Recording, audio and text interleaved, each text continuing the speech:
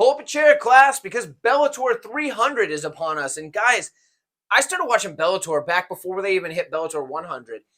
And here they are at Bellator 300, and this is super exciting. I am actually stoked for this card. It's a good one. Outside of like 3 fights where they're just complete and utter squash matches. But other than those 3 fights, it's a good card. We've got 3 title fights left. Unfortunately, we lost 1. It was a rematch, though, so I guess you can just go rewatch that one if you want to just feel like you're still getting it. But either way, we got 3 title fights on the card. Very good fights, very fun card.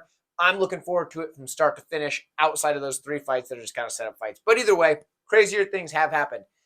Anyway, let's go ahead and get into the quick stuff to get out of the way. Twitter, follow me there, 138MMA. I guess it's called X now. Tapology, 138MMA. And patreon.com/138MMA, where you can get access to all of my notes, get access to my picks with confidence ratings, my Patreon parlay, where I'm going to give you my base legs to get you around even money, the extra leg if you're feeling wild, and the degenerate leg if you are an absolute degenerate, just like most of us here watching this video.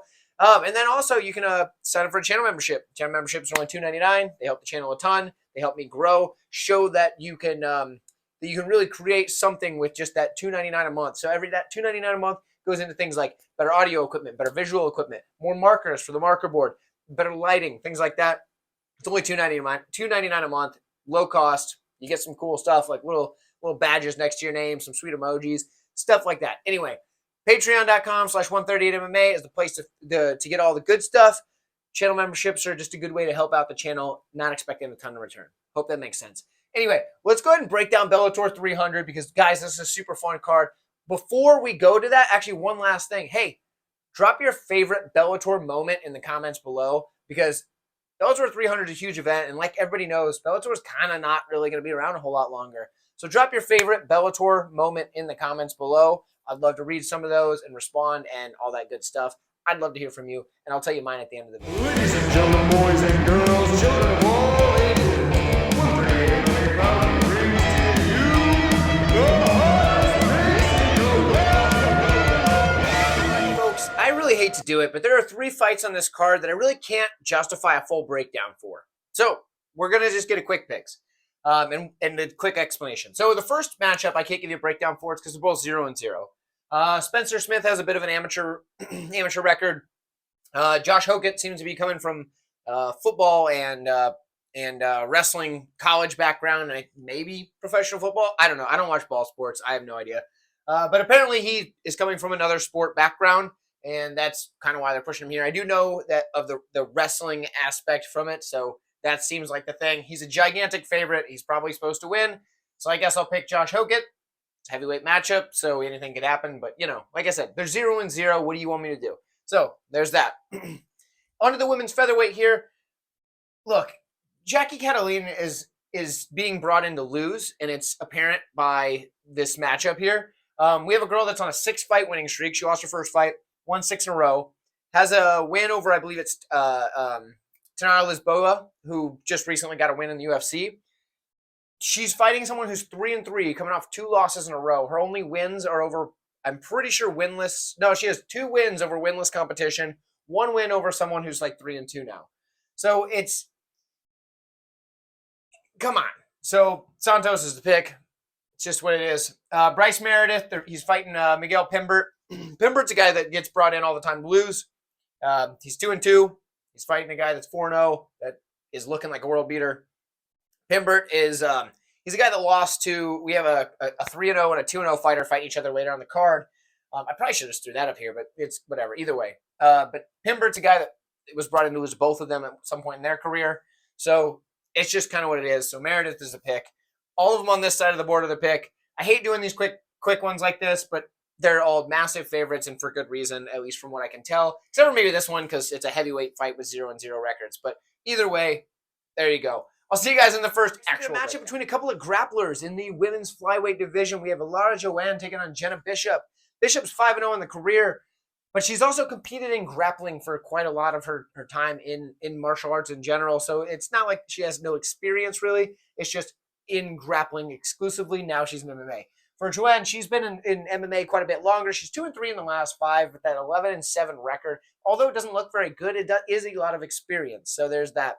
I was going to break down their striking and stuff. I tried to really write it out, but there's just not really anything to go off of, honestly. Both of these two ladies are grapplers to their core, and that's what they're trying to do.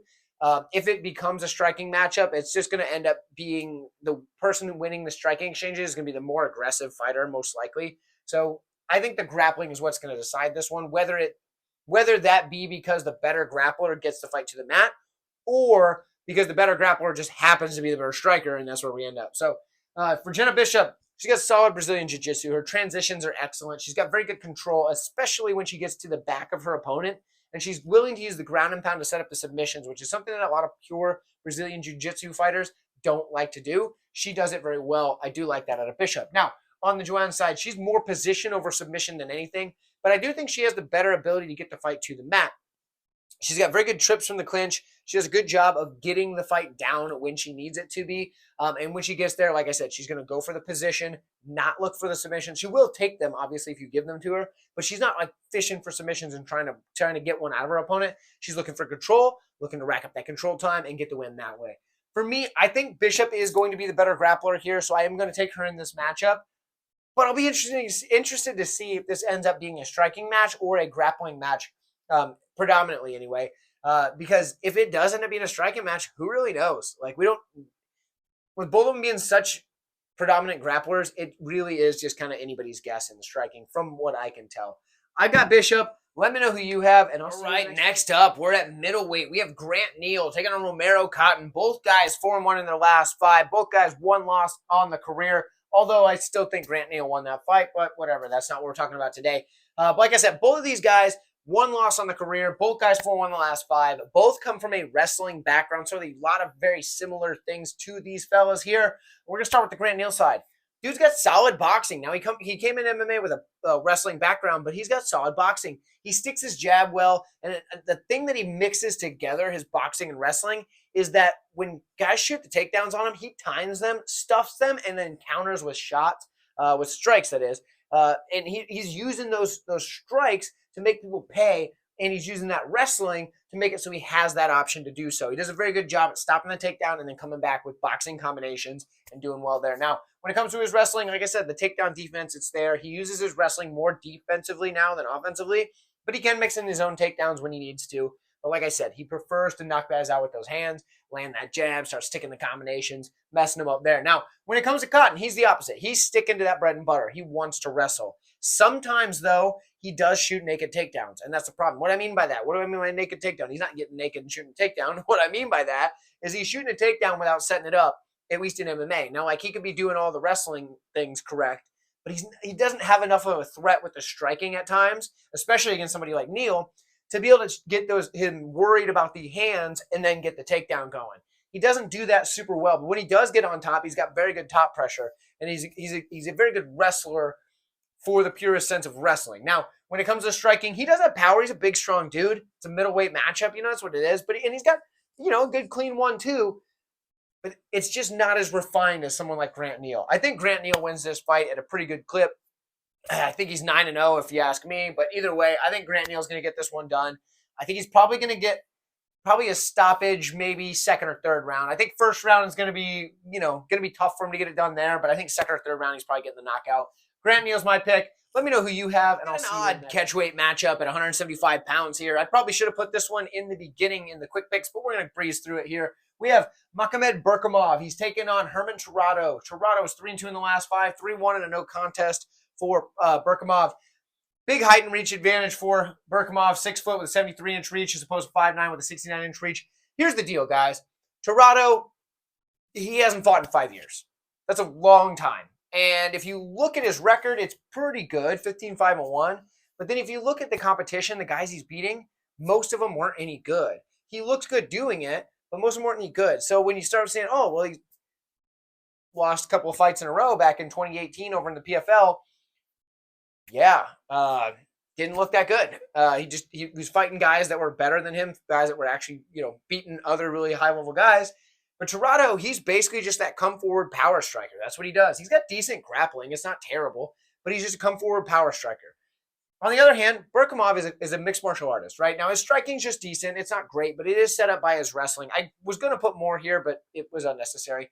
The grappling, He's much better in the grappling department. He's going to set up his takedowns with his strikes as well as, programming you to react to different things and then go for those shots. He also is going to seek the submission. I think Berkhamov just runs him over here. I think he's a much better fighter.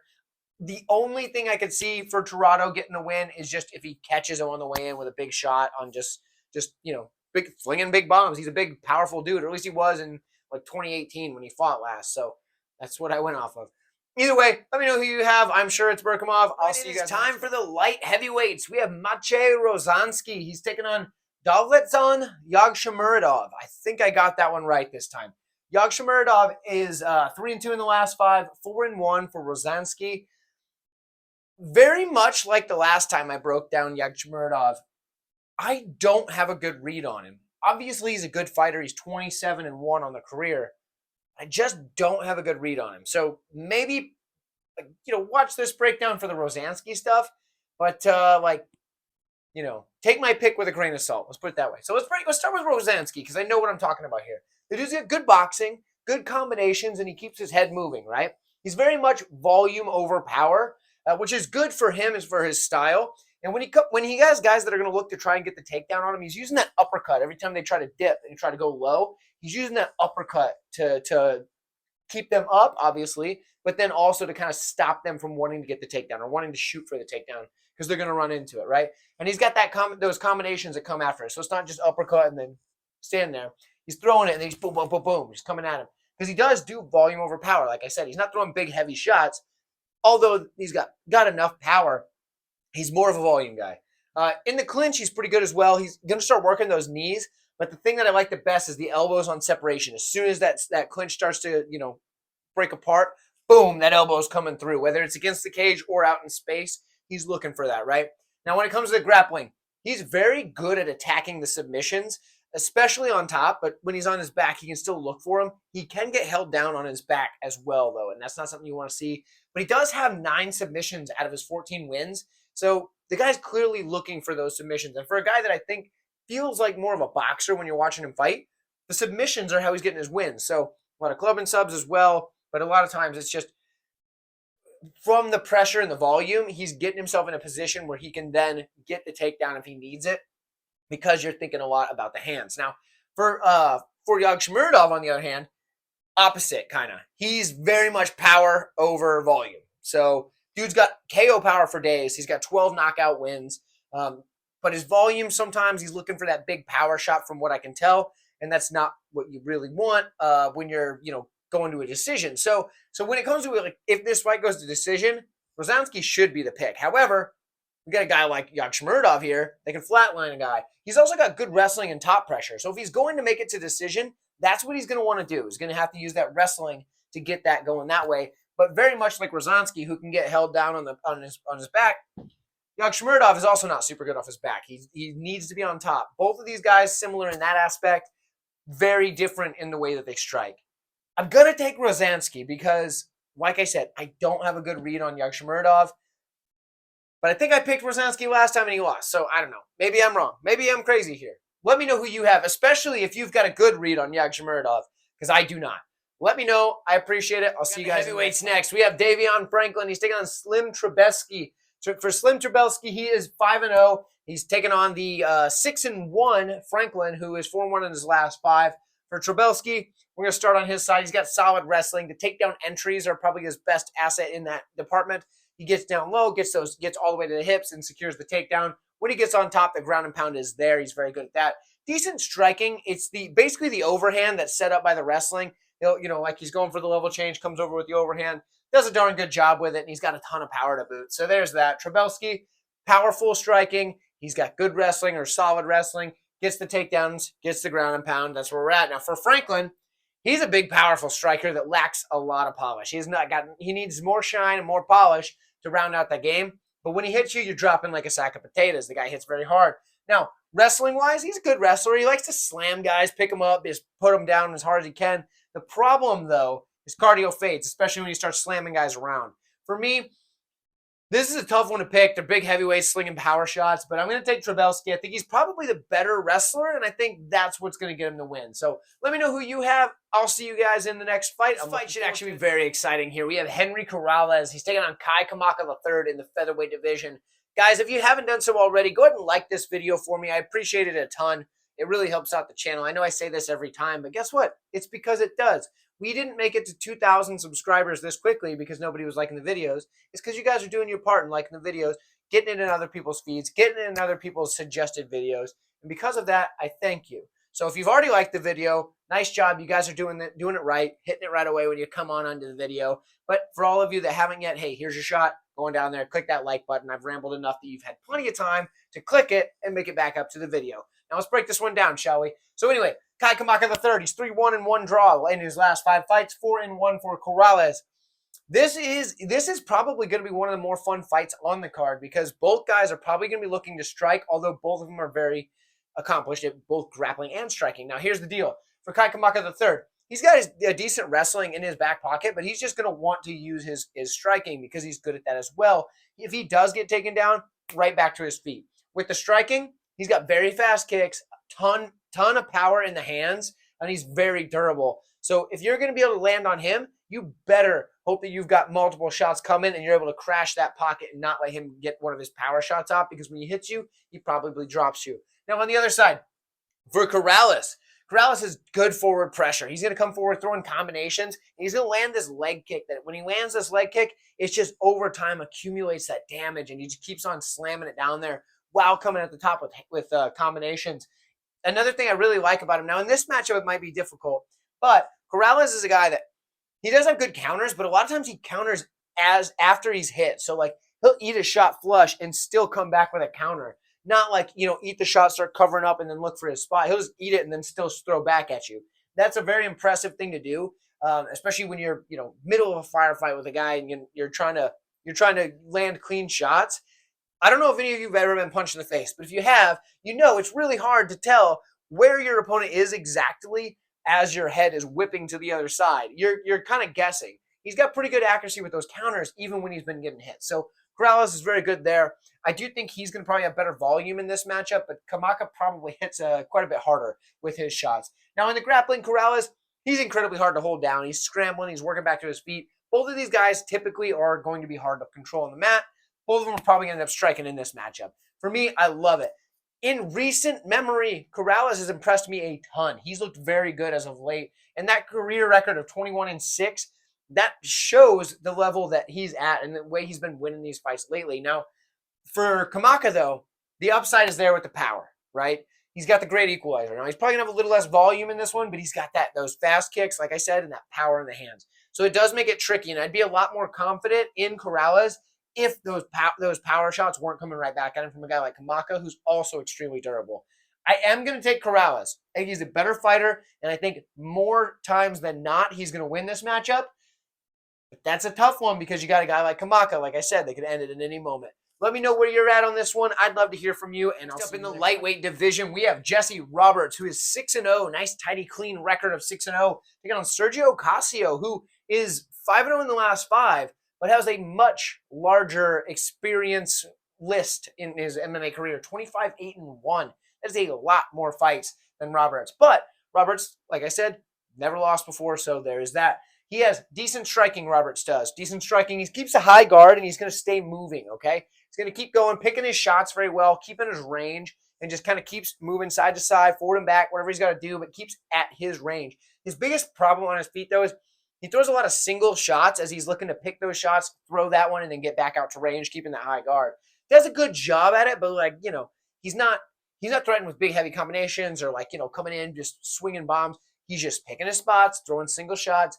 It does well enough, and it's done well enough to get him a 6-0 record. So in the grappling, he's got good top pressure. You can tell he wrestled at some point in his life, and he's got good, ground and pound coming up from the top, flattens guys out, starts swinging shots. He does a good job with that. On the other hand, though, Sergio Cossio, this guy is a good grappler. He's very aggressive, and he's going to attack submissions aggressively. A lot of chokes, but he'll go for arms, he'll go for legs, he'll go for whatever. He's got a lot of chokes on his record, though. But he's got 12 submission wins out of his 25 wins. That's pretty impressive. Submissions are hard to get, especially as you start fighting better competition.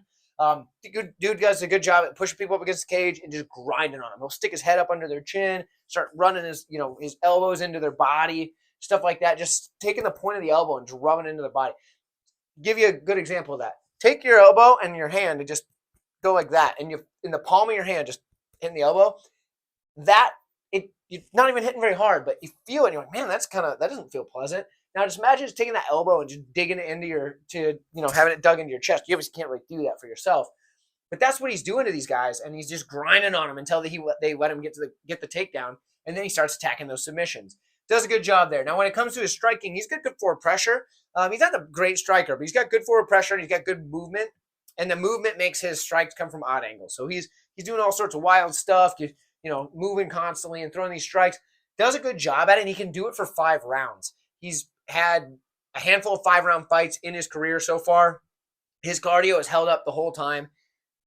I know Roberts has a nice, pretty record of 6-0, but I don't think his level of competition has been that high, and I don't think he's been beating them as impressively as I'd like to see for a guy that's going to fight somebody with a 25-8-1 record, especially 5-0 in the last 5. Cossio is my pick. I think he's going to get this one done. I know that a lot of people are probably going to be on Roberts because he is undefeated, but I've got Cossio here. Let me know who you have. I'll see you in the women's featherweight division. We have Leah McCourt taking on Sarah McMann. Both ladies are 3-2 in their last 5, but there's a little bit of an interesting matchup here because McMann is 43 years old as opposed to the 31 of McCourt. McCourt's still not even entering her prime. Maybe she just started, whereas McMann is past that prime. She is now towards the end, even though she's only 14-6 on the career. She's been wrestling at a high level prior to MMA. She's also the shorter fighter here at 5'6" with a 66-inch reach. Now, McCourt is 5'10" with a 69-inch reach. So physical advantages to McCourt as far as height, reach, and age. Now, let's break down McMahon's skills because she's a very strong wrestler. She's got solid takedowns. She's got multiple takedown options. However she can get to you, she's going to go for that takedown. When she gets on top, that top pressure it's lights out. The one issue I see with her takedowns is sometimes she gets a little bit too traditional wrestling-ish and leaves her neck exposed, using that head to push, things like that. That is a way to get your neck snatched up against a very high-level grappler. McCourt is a good grappler, so keep that in mind. We're going to cover her in a second. On the striking front for McMann, she has decent striking, and she's developed boxing combinations to be a good counterpart to her wrestling throughout the MMA career. Now, they weren't there from the beginning, but the boxing combinations have come a long way. She does a good job mixing those in, and she's typically the stronger fighter as well. She probably will be here. She's a very strong physical specimen. So if she is able to get inside and start working those takedowns, I do think she starts to land them on the feet. Although she's going to be needing to cover that distance, she's going to probably hit harder than McCourt, but she's going to have a lot of range to cover. Now, for McCourt, like I said, that height and reach is a big factor here because I explained it, I believe, in my UFC video this week. The height and reach. Now, you say, okay, 3 inches in reach, right? So if you take someone's reach, it's like this, right? It's fingertip to fingertip, like this. So 3 inches, you're looking at 1.5 inches in each arm. Ish, give or take, depending on shoulder width. But here's the deal. The taller fighter, okay, this is where the head is located, is above the shoulders, right? The fists, they then come from the shoulder out, right? So the taller fighter, where would their arms be in relation to their opponent's head? Right here. Their head from the shorter opponent is here. You're just punching straight away. Why is that important? Well, because it's less fatiguing on the shoulders, and you have nothing that's changing the level of your fist. Because if you do this, if you go practice on a wall, a wall right here, imaginary wall for me, we're a mime today. The wall, if you go like this and you run into the wall, you're going to hit the wall, right? But if you lower the hand or raise the hand, you have a little bit further you can go before you hit that wall. Why is that? Well, that's because you're no longer at the maximum of your wingspan, okay? So for McMann, she's going to have to punch up because she's not trying to punch the shoulder of McCourt. She's trying to punch her in the head, most likely. Maybe the body shots for sure.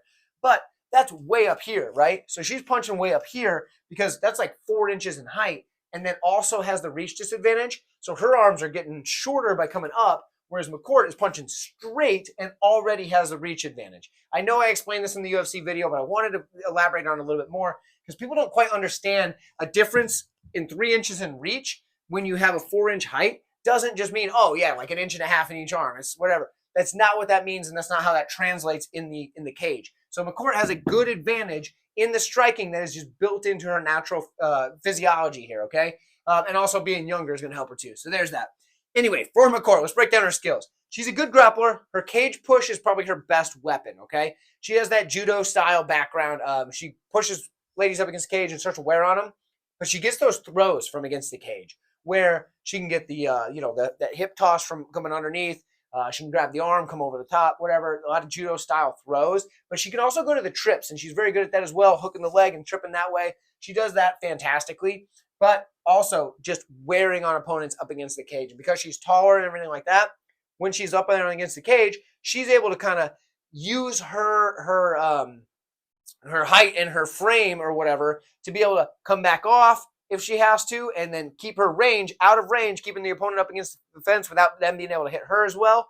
And then she can come back in when she needs to. So if she needs to reset and refigure her position, she's able to do that. Now, when it comes to the striking, like I said, she is going to have the physical advantages here. Her striking defense isn't all that good, but I think that the height is going to make the difference here. When it comes to the volume, she's probably going to be the more volume-heavy striker here. She's got good cardio. She's going to be the more physically fit. I'm having a hard time not picking McCourt, but I am going to just the slightest bit lean McMann because I think if she gets a takedown, she's going to win the round. So I'm going to give it to McMann to get a couple of takedowns.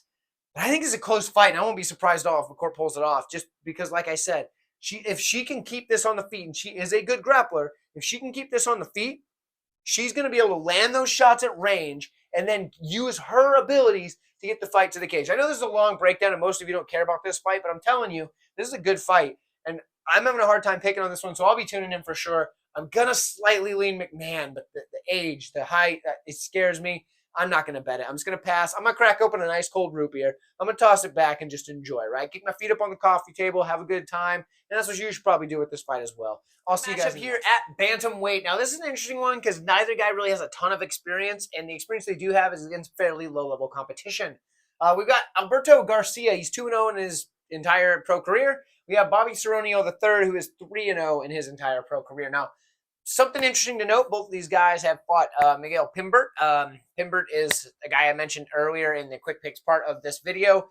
He's a guy that gets brought in to lose. So a lot of my pick in this fight comes down to how they handled that same competition, because they both made it look fairly easy, but how did they go about it? Now, that's whatever. That's where a lot of this comes from, but I did watch all their fights, so whatever, or all 5 of them combined.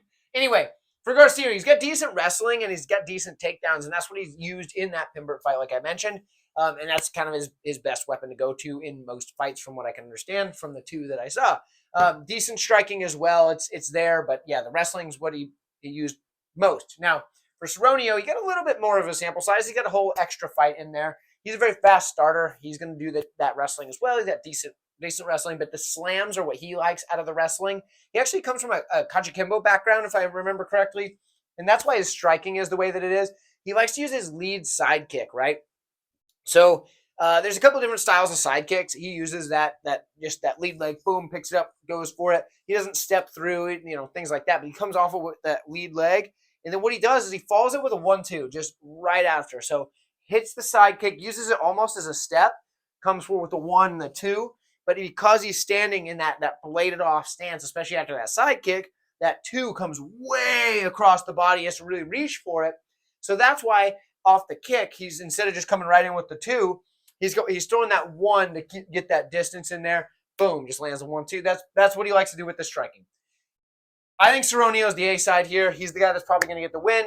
I don't know why they rebooked. This was a rebooked fight. They had this one once before. It fell out. Didn't happen. They booked it now. I don't know. Seronio probably gets the win. Let me know who you have, though. I'd love to hear from you guys in the comments below. Tricky matchup here at a catch weight of 160 pounds. We have Dmitry Hrytsenko, I guess I can say that, Hrytsenko, one of the 2. Justin Montalvo is his opponent here. Montalvo 4-1 in the last 5. He's coming off that loss to Archie Colgan. No shame in that. Archie Colgan beats either of these guys. For Hrytsenko, he's 5-0 in the last 5, 8-0 on the career. Pretty impressive so far. Let's break this one down. So Justin Montalvo, he's a good striker. He's going to come forward with volume and combinations, and he works the body really well with his punches. He's very accurate as well, and it actually makes him seem as if he's a lot more powerful than he really is, because he's super accurate, and that accuracy makes it obviously land with a heavier shot, land with a more flush shot, and get those knockouts because he's knocked out quite a few of his opponents. And that's that accuracy that makes that seem like that because he's not a big, muscular, powerful dude.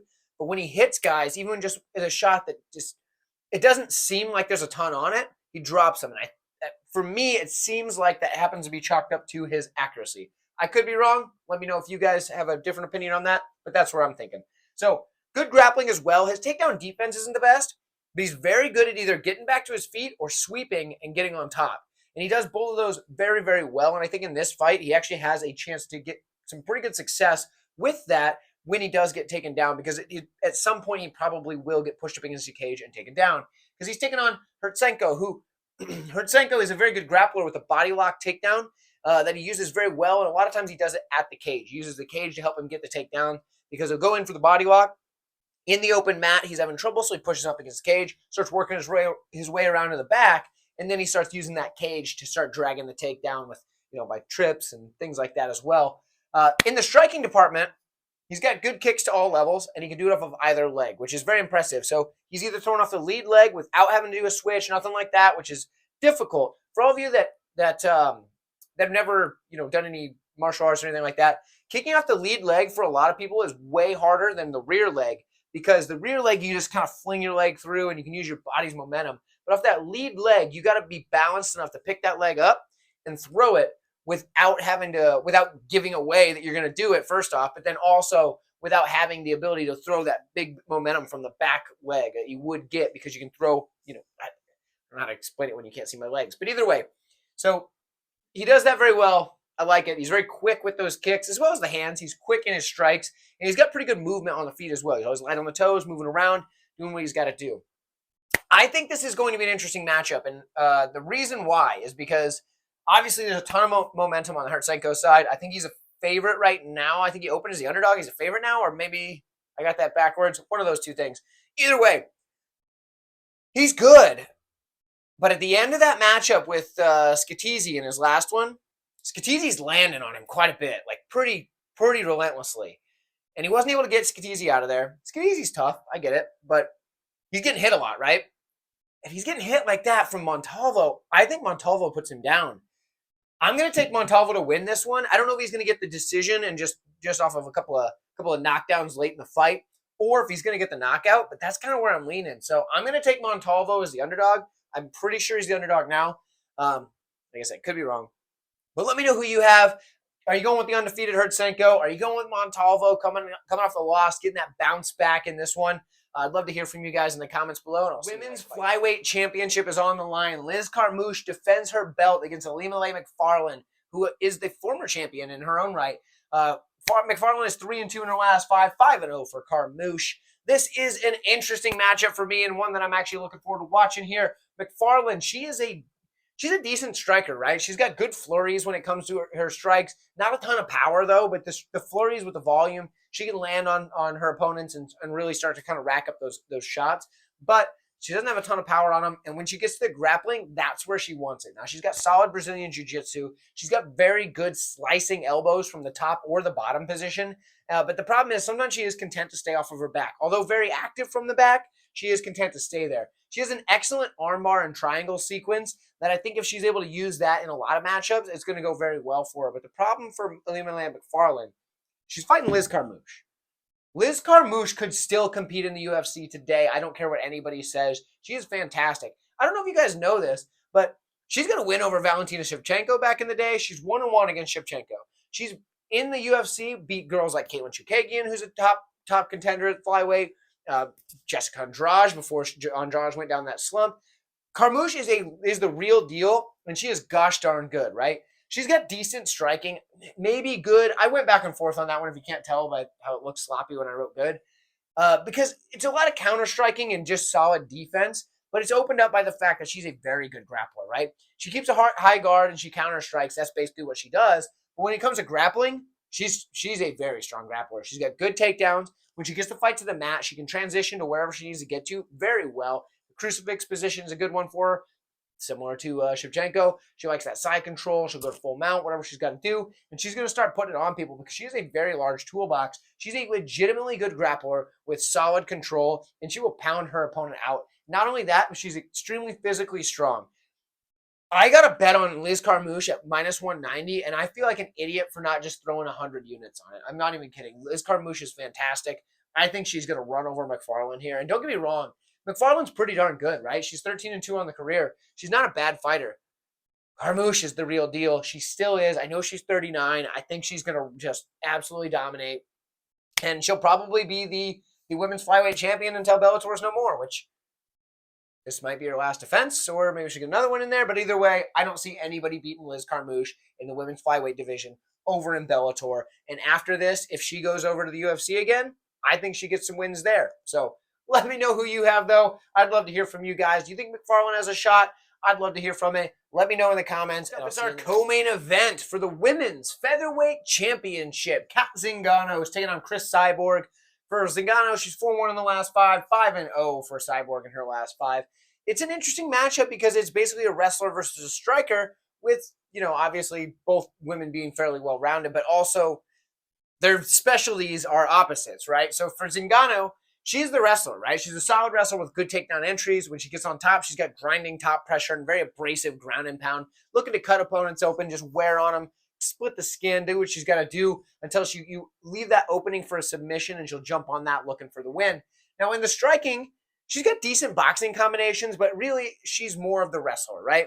When it comes to Cyborg, on the other hand, she's a very solid striker with a ton of power, forward pressure, and good clean combinations. Now, sometimes she does drop her hands a little bit, but she's tough enough that when she does get caught, she's usually throwing big bombs back, and you're not going to want to eat those. So a lot of people end up covering up.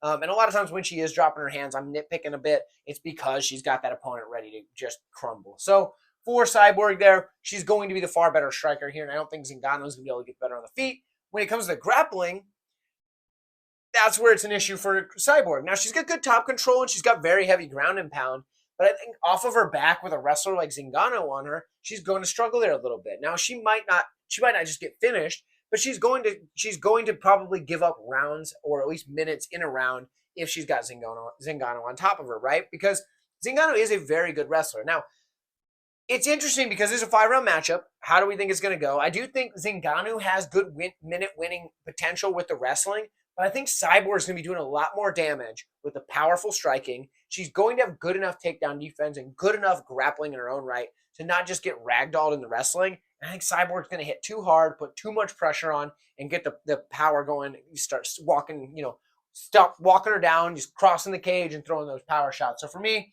Cyborg's the pick. I think she gets it done, but I do understand the wrestling threat of Zingano is a dangerous threat for someone like Cyborg. But I'm going to go with Cyborg. Let me know who you have. I'll see you guys in the next fight, the main event. I'll see you there. Oh, and like the video. Main event of the evening, folks. Here it is for the Bellator Lightweight World Championships. We have Usman Nurmagomedov. He's taking on Primus. Guys, real quick, the last reminder to like this video. Hop on down there, hit that like, drop your comments, and let's break this one down. Primus, 3-2 in the last 5, 5-0 for Usman Nurmagomedov because he's 17-0 in the career, has not lost yet. Primus, he's basically, here's his style in a nutshell. He's going to come forward, and he's going to throw 1-2s while feinting the takedown the whole time. Just 1-2, feint, takedown, feint, 1-2. That's what he's doing. He's walking guys down with it. He's durable as heck, so anything you hit him with, he's going to keep coming forward, and he's going to do that until he can get the takedown. Once he does get the takedown, he's going to look for control, try to take the back, use his jiu-jitsu skills with his wrestling in tandem and try to control you, and then look for the finish from there, but ultimately look for that control first. Primus is a very talented fighter. He is a solid mixed martial artist, but he is going up against one of the best mixed martial artists on the planet in Usman Nurmagomedov, who is a very strong wrestler with a variety of takedown options, excellent top control, excellent ground and pound, takes the back very well and can pound people out from either spot, look for submissions when need be, but he's just fantastic on the mat. When it comes to the clinch, he's fantastic there as well. What does he do in the clinch? Well, he can push you up against the cage and control you there. He can hold you out in the middle of the cage, use his knees very well, get the trips from the clinch, look for the takedown, whatever he's got to do. Then when it comes to the striking, this is almost the most impressive. He's got these kicks to all levels, all different varieties, with tons of power off either leg, tons of speed. He is a fantastic kicker, right? Now, and it's not even just the kicks. He's got the hands to back it up as well. but these kicks are absolutely fantastic. Front kicks, roundhouse kicks, side kicks, spinning side kicks, flying, whatever the heck. He's got it all. He can do it all. He's a fantastic mixed martial artist. He's probably one of the best fighters on the entire planet. I think Usman Nurmagomedov wins this fight at a pretty high clip because Brent Primus, although a very talented fighter, isn't going to be the one to stop this guy from running roughshod over the whole division, beating anybody that they send at him for as long as Bellator's around. And when Bellator does finally get taken over, whether it's PFL or the UFC, Usman Nurmagomedov is probably going to go win a title there. He is a very talented fighter, and he's probably going to be undefeated for quite some time. That's where I'm at with that one. But hey, guys, I told you that I was going to give you my favorite Bellator moment, right? My favorite Bellator moment. And you've probably dropped yours in the comments below, and I appreciate that. I'm looking forward to reading all of them. Back in, I don't quite remember the year, early 2010s, right?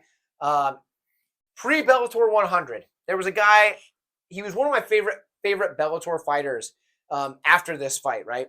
There was a guy named Miguel Parlo. Miguel Parlo was, actually has a win over Abus Magomedov post-Bellator. But anyway, so Miguel Parlo, dude's making his debut for Bellator. I have no idea who this guy is. He's fighting somebody named Jared Combs, I think his name is. Watching him come out, whatever. At this point, I don't really know what to think. I started watching Bellator a little before this time. I wasn't a big Bellator. I think I probably started watching Bellator in 2011, maybe. And I think this was probably about a year later. So I wasn't too deep in the Bellator weeds yet. So this is probably 2012. Anyway, Miguel Parlo comes out. These guys are standing across the cage from each other, and I'm like, I think that guy's going to get it done. I think this Miguel Parlo guy, he's a little short for the division, whatever, but I think he's going to be pretty good. Comes across the cage and just beats the brakes off this poor guy. I'm pretty sure that's his last fight, that Combs fellow.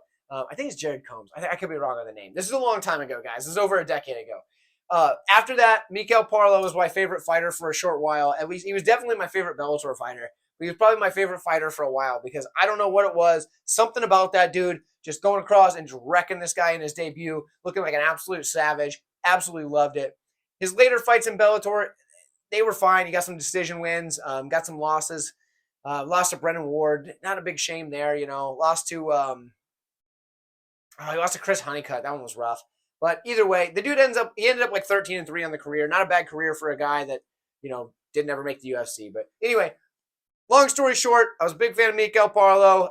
That fight was the one that did it to me. He looked like an absolute savage in my mind's eye to a guy that was, I'm young, probably 20 years old maybe at that time, something like that. Anyway, that was my story. If you stayed this long, you got it. Drop yours in the comments below if you haven't already. What's your favorite Bellator moment? And I will see you guys in the next breakdown.